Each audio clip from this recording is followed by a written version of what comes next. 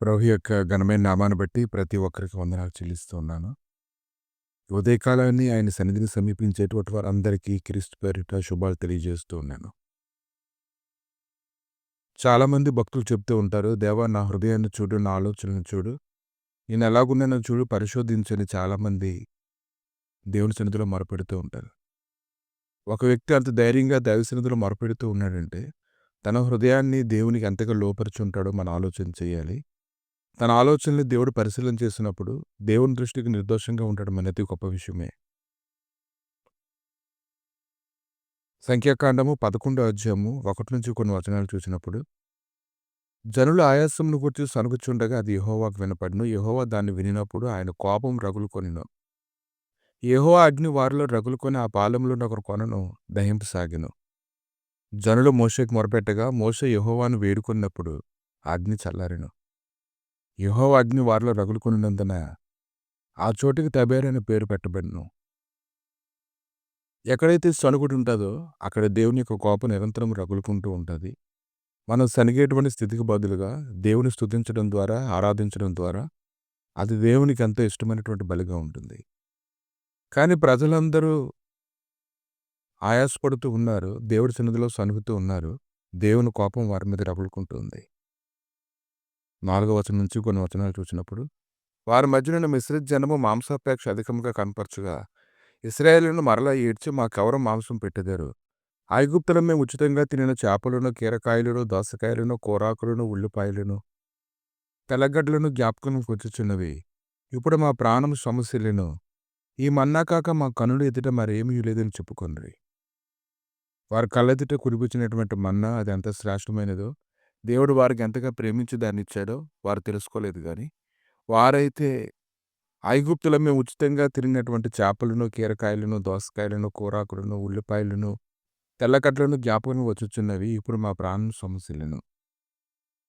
అయితే ఇక్కడైతే దేవుడిచ్చేటువంటి ఆహారాన్ని కూడా వారు వెలేమి చెల్లించడం లేదు. కానీ ఐగుప్తులో వారు ఉచితంగా తిన్నారని కొన్ని పదార్థాల గురించి వారు మాట్లాడుతున్నారు. మా కనుల ఎదుట ఈ మన్నా కాక మరేమీ లేదని చెప్పుకొండ్రి. ఆ మన్నా కొత్తిమీర గింజ వలె ఉండెను. చూపునకది బోళం వలె ఉండెను. జనులు తినుచు దానిని కూర్చుకొని తిరుగట విసిరి లేక రోట దించి పెనం మీద రొట్టెలు కాల్చి రొట్టెలు చేసిరి.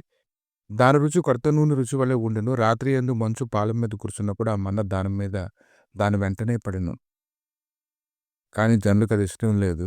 వారికి ఎంత మాత్రం కూడా అది రుచిగా లేదు. జనులు తమ తమ కుటుంబములలో ఎవరి గుడారపు ద్వారమునొద్ద వారు ఏడవగా మోషే వినెను. యెహోవా కోపం బహుగా రగులుకొనెను. వారు ఏడ్చుట మోషే దృష్టికిని చెడ్డదిగా నుండెను. కాగా మోషే యెహోవాతో ఇట్లనెను, నీవేళ నీ సేవకుని బాధించితివి. నా మీద నీ కటాక్షం రానియక ఈ జనులందరి భారమును నా మీద పట్టినెడల నేనే సర్వజనమును గర్భమున ధరించితినా? నేనే వీరిని కంటినా?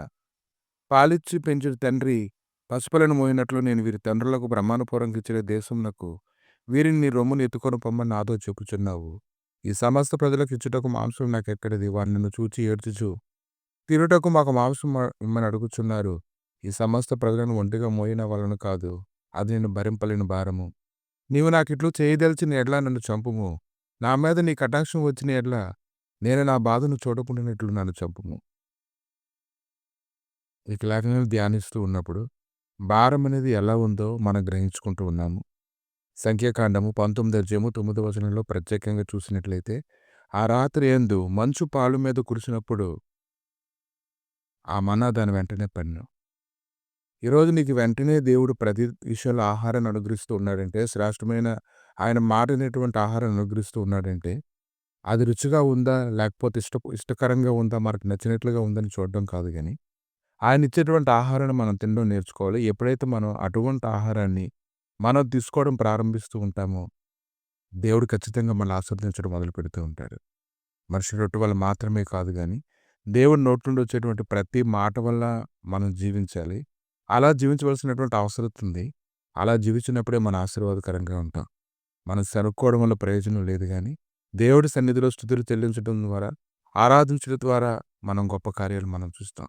ప్రభువా, మీ దయగలిగిన హస్తాలకు అప్పగించి స్తుతిస్తుండగా, నీ గొప్ప కార్యాలనైనా మా జీవితంలో చూడగలుగుటకు నాయనా నిన్ను స్తుతించేటువంటి భాగ్యం, ఆరాధించే భాగ్యం మాకు దయచేయండి.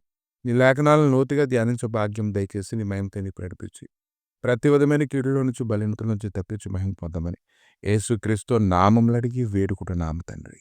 ఆమేన్.